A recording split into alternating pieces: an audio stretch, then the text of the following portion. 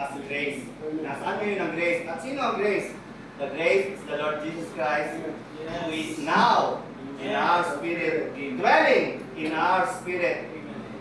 Siya ngayon, mingling in our spirit. Siya ngayon ay nasa atin. Yung grace na yan ay nasa atin.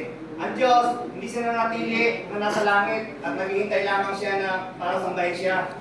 Ang Diyos, nag-flow siya. Dinispense niya yung kanyang sarili dito sa atin. Yun yung tinatawag na the circulating triune God. Hindi siya stagnant. Dumadaloy siya. Kaya nga tinawag siyang circulating. Nag-flow siya sa atin. The Father is the source, the Son is the force, and the Spirit is the flow. That is the circulating, sinasabi niya sa day 3. The circulating triune God.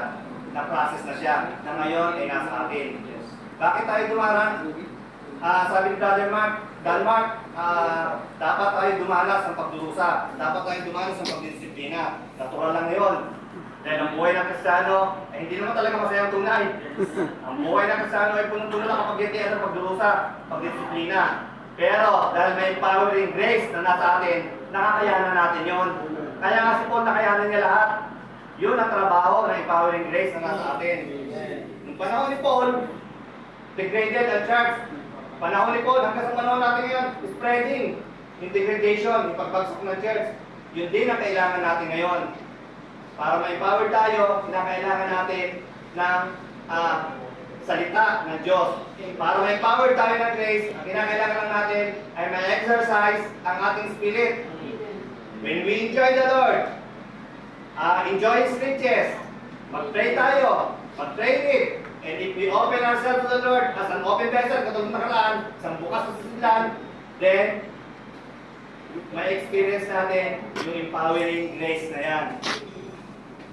Ang kailangan na natin ay exercise ang spirit. Ibig sabihin ng exercise, sanayin yung ating spirito para makayanan natin yung degradation na AIDS na ito.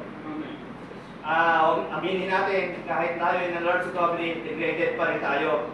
So, kailangan natin ng empowering grace na ito. Ang empowering grace na ito ay walang iba, kung hindi si Kristo bilang grace na nasa ating pinaghalong spirito. So, purihin ang Panginoon.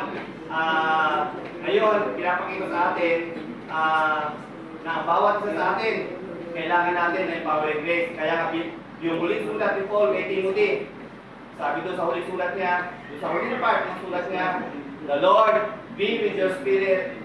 Grace be with you all.